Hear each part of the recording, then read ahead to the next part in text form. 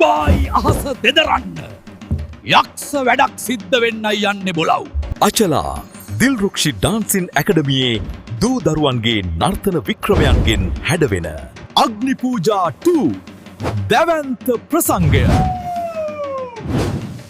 දුබායි රටේ ඉන්න සියලුම ශ්‍රී ලාංකික ආදරණීය හැමෝටම මම ආරාධනා කරනවා. මේක නම් බලන්න එන්නම ඕන වැඩක්.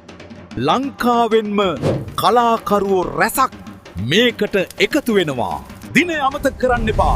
පෙබරවාරි මාස 15 වෙනිදා හවස 5ට ජුමේරාවල එමිරේට්ස් තියටර් එකට. එහෙනම් හැමෝම එන්න ඕන්. නැත්තම් මම ගෙදරටම එනවා.